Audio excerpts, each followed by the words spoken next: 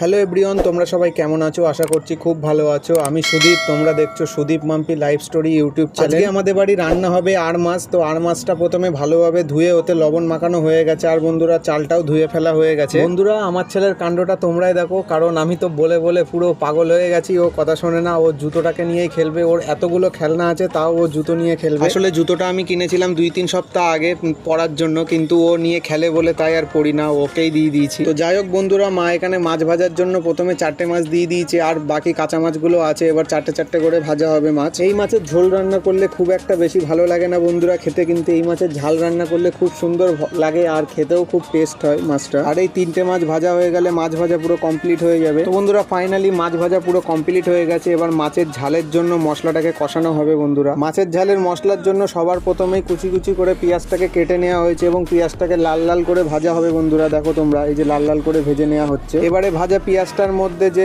মশলাগুলো পেস্ট করা হয়েছিল সেই মশলাগুলো দিয়ে দেওয়া হয়েছে, দিয়ে এবার ওটা ভালোভাবে কষানো হবে। মশলা কষানো হলে এবার ওর মধ্যে মাছ দিয়ে তার মধ্যে এবার জল দিয়ে ভালোভাবে এবার ফোটাতে হবে। ফোটালেই তোমার মাছ রান্না পুরোপুরি কমপ্লিট হয়ে যাবে বন্ধুরা। আজকে সন্ধ্যেবেলা বন্ধুরা গিয়েছিলাম একটুখানি মাছের বাজারে। তো গিয়ে সেখানে দেখছি যে সবাই নয় রুই মাছ, নয় কাতলা মাছ, নয় তেলাপিয়া মাছ, আরও যেসব কমন মাছ আছে সেই মাছগুলো কিনছে। কিন্তু বন্ধুরা, আমার চোখ ছিল পুরো আর মাছের ওপরে, কারণ আর মাছ যদি একটুখানি ভালোভাবে কষিয়ে ঝোল করা যায় না, তাহলে তার স্বাদ রুই, কাতলা বা তুমি যে মাছই খাও না কেন, তোমার সেই সব মাছের টেস্টকে হার মানিয়ে দেবে। একদম কনফার্ম বন্ধুরা, তোমরা খেয়ে দেখো। আমি যেভাবে তোমাদেরকে এই রান্নার রেসিপিটা দেখাচ্ছি সেইভাবে। এখন তোমাদের মধ্যে অনেকের মনে হতে পারে যে সব মাছের টেস্টকে হার মানাবে, তার মানে এই মাছ ইলিশ মাছের থেকেও বেশি টেস্টি। তাহলে বন্ধুরা, আমি বলবো যে অবশ্যই না, কারণ ইলিশ মাছের সাথে এই মাছের তুলনা করলে হবে না। এই মাছ মানে নর্মাল যে বেসিক মাছগুলো, সেই মাছের সাথে আমি তুলনা করে তোমাদেরকে বললাম। যাই হোক বন্ধুরা, তোমাদের সাথে গল্প করতে করতে মাছের তরকারিও কমপ্লিট হয়ে গেছে, আর মাছের তরকারিটা কড়াই থেকে নামিয়েও দিয়েছে বন্ধুরা। এই দেখো মাছের তরকারি ফাইনালি কমপ্লিট। তাহলে কিসের জন্য আর অপেক্ষা করছি বন্ধুরা? আর পাচ্ছি না, পেটের মধ্যে অলরেডি ছুঁচো ডাকছে। তাহলে চলো খেতে বসে পড়ি। ফাইনালি বন্ধুরা খেতে বসে পড়েছি। মাছ হলে 1 পিস আর মাংস হলে 2 পিস, এর বেশি আমার লাগে না, এতেই আমার এনাফ। আর মাছের ঝোলটা বন্ধুরা সত্যি খুব খুব টেস্টি হয়েছিল, আর খেতেও খুব ভালো লাগছিল বন্ধুরা। যাই হোক, ভিডিওটা আজকে এখানে শেষ করছি। যদি ভিডিওটা ভালো লাগে অবশ্যই চ্যানেলটিকে সাবস্ক্রাইব করে পাশে থাকা বেল আইকনটি প্রেস করে দিও, আর অবশ্যই ভিডিওটাকে লাইক, কমেন্ট, শেয়ার করো। দেখা হচ্ছে তোমাদের সাথে পরবর্তী ভিডিওতে।